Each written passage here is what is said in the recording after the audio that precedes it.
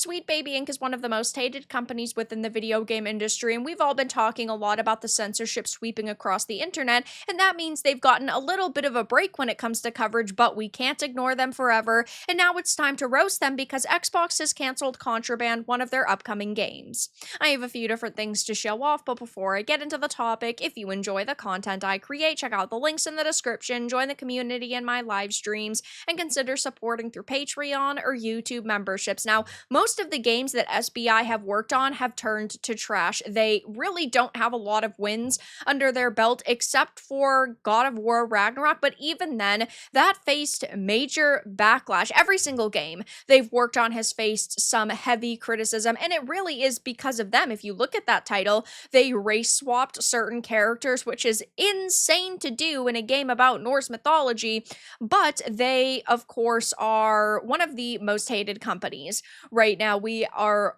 keeping an eye on them. We have criticized basically every move they've made, and while they've tried to go silent on social media, that doesn't mean that we have forgotten about games that were already announced that they were working on, and one of the upcoming ones, Contraband, has now been canceled. So a lot of companies within the video game industry have been canceling games, laying people off.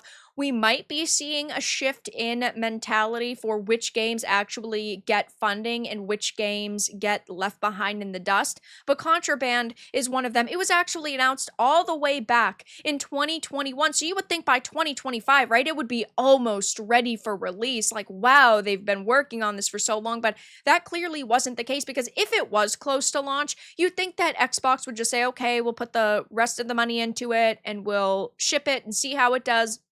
But that didn't happen. They felt like this was going to be such a major disaster that they were just going to cancel it before it even released. So announced back in 2021, the game was set to be an open world co-op heist style smuggler's paradise. It reminds me of that relooted game that was announced a couple of months back, how it's supposed to be like the anti-Lara Croft, how you're supposed to actually steal back what had been stolen from you in the past. It just really hits this description for some reason, and we didn't actually see gameplay, so we didn't know how this was going to look, what the atmosphere was going to be, if it was going to be stylized, if it was supposed to be like AAA graphical level. We had no information, which is such a major red flag, because we had previously heard from Perfect Dark developers that they had faked that entire trailer. They came up with that trailer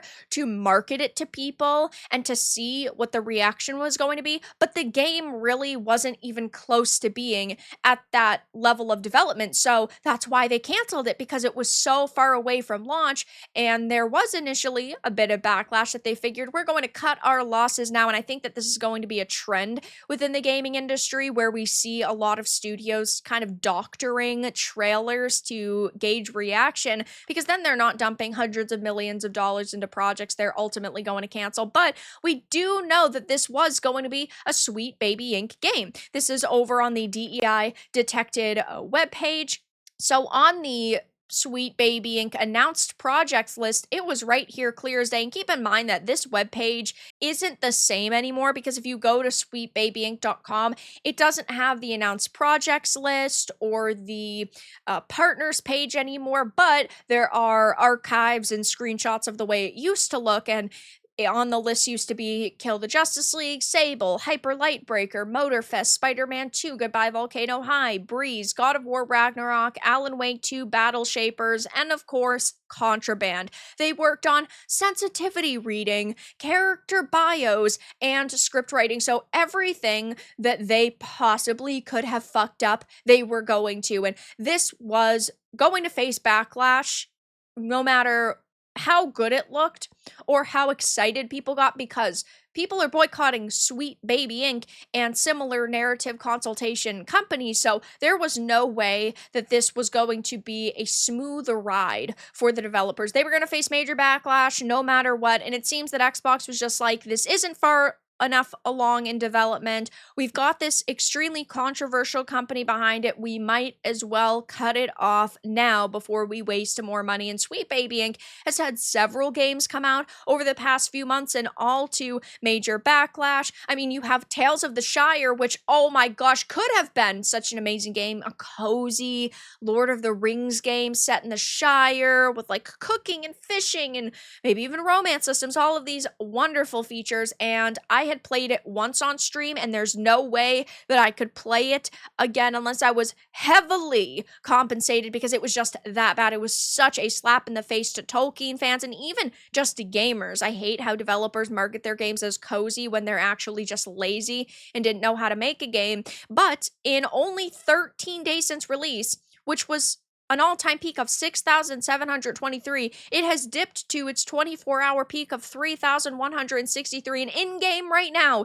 is a measly 1,633, and we don't know console numbers. It did release on every major platform, but yeah, this is a really, really bad look, and this was confirmed to be a Sweet Baby Inc. game because Cameron Wild's LinkedIn had said that they were doing writing and sensitivity reading. I don't know why you need sensitivity reading in a game about hobbits in the Shire. I mean, we know why there are black hobbits now. And why they completely disrespected Tolkien's source material because it was, of course, SBI. Though, even South of Midnight, which was a game that came out a couple of months ago, is dead. I mean, it was dead at release anyway. The all-time peak 4 months ago was 1,438, 24-hour peak 85, players in game right now 38, and this was a pretty big Xbox title from what we had heard, that it did pretty good on something like Game Pass. But either way, developers still need individual copies to sell in order to make money. They can't just rely on Game Pass because they basically make nothing off of that, and I mean, it failed to capture people's attention. Maybe you shouldn't constantly sacrifice good storytelling in order to push diversity. I think that diversity is great when it is done naturally, but it was forced in this case, and it just was a really mediocre game all around. I thought that it had a lot of potential with like the setting and the themes of like love, and I also thought that the aesthetics of the game were really cool. Some of the boss fights were neat, but the combat was just abysmal, and it was very basic when it came to any of the features that were actually in the game. So yeah, they failed with the mechanics in the gameplay, and it just really failed to capture people's attention. So yeah, we're talking about multiple Sweet Baby Inc. failures in a row just this year, and I can't say I'm particularly shocked that Xbox has now canceled Contraband. I did make a post about it over on X saying stop announcing games so early, announce engage reaction 2 years before max. It's been 4 years and it clearly wasn't done, or they probably would have pushed it out, and people were saying, yeah, you know, I said this about Cyberpunk years ago, to announce a game long before it's even remotely ready to showcase is stupid. It ruins the experience because people's expectations are so high. Exactly, Vara, it causes too much hype and an even harsher letdown. I'd go a step farther and say don't announce until it's gold and then give it marketing. Yeah,